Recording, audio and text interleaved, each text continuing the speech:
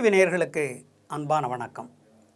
அதிகாரம் 103 குடி செயல் வகை 1029வது குறட்பாவை பற்றி நாம் இப்பொழுது சிந்திக்க இருக்கின்றோம்.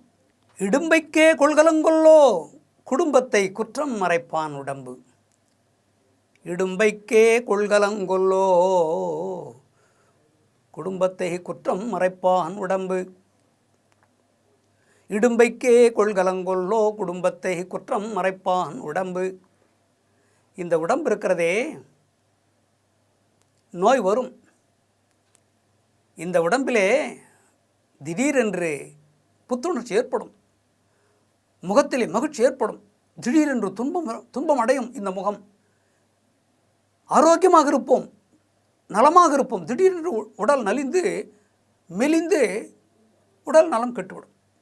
இயல்பு, தானாக நடக்கிறது.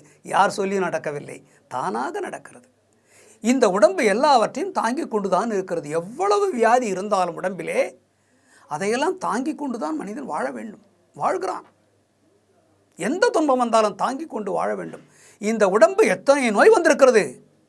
தலைவலி வந்திருக்கிறது, வயிற்று வலி வந்திருக்கிறது, முட்டி வலி வந்திருக்கிறது, கண் வலி வந்திருக்கிறது, காது வலி வந்திருக்கிறது, பல்வலி வந்திருக்கிறது.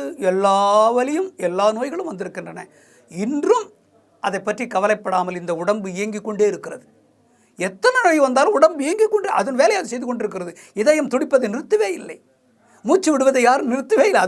அதன் பாடு அது செய்து கொண்டே இருக்கிறது. கடிகாரம் எப்படி ஓடுகிறதோ அதை போல் இதயமும் நுரையீரலுடைய மூச்சும் தானே இயங்கிக் கொண்டிருக்கிறது. சிறுநீரகம் உட்பட இரத்த ஓட்டம் உட்பட அனைத்தும் சீராக நடைபெற்று கொண்டே இருக்கிறது.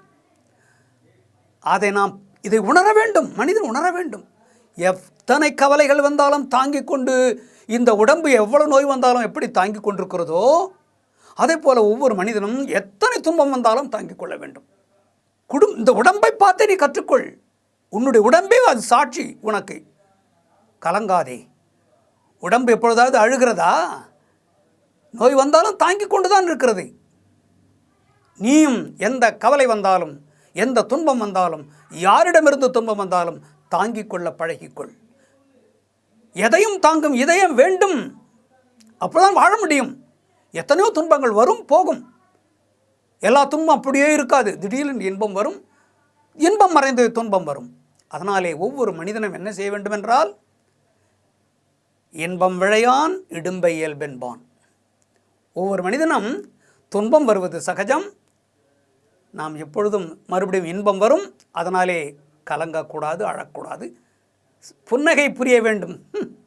துன்பம், இந்த துன்பம் எவ்வளோ நாளைக்கு, மறுபடியும் இன்பம் வரத்தான் போகிறது.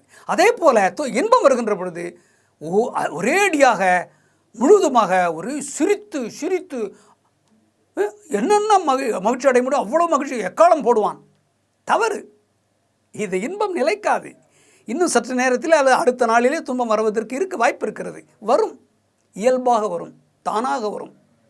சொல்லி வருவதில்லை, நீ கேட்டு வருவதில்லை. இன்பமும் துன்பமும் தானாக வரக்கூடியது. மனிதன் இது சிந்திக்க வேண்டும். குடும்பம் நடத்துகின்ற குடும்ப தலைவன் இதையெல்லாம் சிந்திக்க வேண்டும். இடும்பைக்கே கொள்கலங்கொல்லோ. இந்த உடம்பு துன்பத்தை எல்லாம் தாங்கிக் கொள்வதற்காகவே அது ஒரு உடம்பு. இந்த உடம்பு நாம் எடுத்திருக்கிறோம், பிறப்பெடுத்திருக்கிறோம் என்பதை உணர வேண்டும். எந்த கவலை வந்தாலும் தாங்குவதற்காகத்தான் நாம் வாழ்கிறோம். அதற்குத்தான் குடும்பம் என்றால் 1000 இருக்கும். நீ என்னதான் விளக்கேற்றி வைத்திருந்தாலும், என்னதான் ஏசியை வைத்துக்கொண்டு உறங்கினாலும், துன்பம் வர வேண்டும் என்றால், ஏதாவது துன்பம் வர வேண்டும் என்றால் வந்தே தீரும். நீ பல அடுக்கு மாளிகையிலே நீ படுத்திருந்தாலும் கூட, மிக உயர்ந்த பஞ்சனையிலே படுத்து உறங்கி கொண்டிருந்தாலும் கூட, எப்படியாவது ஒரு நோய் வரத்தான் செய்யும். தாங்கிக் கொள்ள பழக வேண்டும். எனக்கு இப்படிப்பட்ட நோய் வந்து விட்டதே, கலங்காதே. ஏழைக்குத்தான் நோய் வர வேண்டுமா? பணக்காரனுக்கு நோய் வரக்கூடாதா? எல்லாருக்கும் நோய் வரும், எல்லாருக்கும் வரும். அதை தாங்கிக் கொள்ள பழக வேண்டும் ஒவ்வொரு குடும்ப தலைவனும்.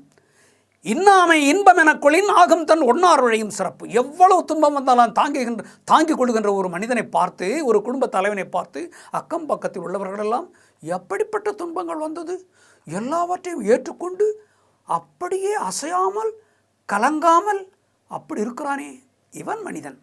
இவன்தான் உண்மையிலே நல்ல குடும்ப தலைவன். ஏற்றுக்கொள்ள வேண்டும். அழக்கூடாது, கண்ணீர் விடக்கூடாது. இது மாறும் என்ற நம்பிக்கை வைக்க வேண்டும். இரவு வந்தால் பகல் வரத்தான் போகிறது. அப்படியே இரவு நீடிக்காது, பகல் வரும். அதே போல் மனிதன் ஒவ்வொருவரும் கவலை வரும், துன்பம் வரும், அது மாறும், இன்பம் வரும் என்பதை மனதில் வைத்துக்கொண்டு வாழ்க்கை நடத்த வேண்டும். கலங்காதே என்று திருவள்ளுவர் இந்த குறட்பாவிலே கூறுகின்றார். மீண்டும் நாளை சந்திப்போம்.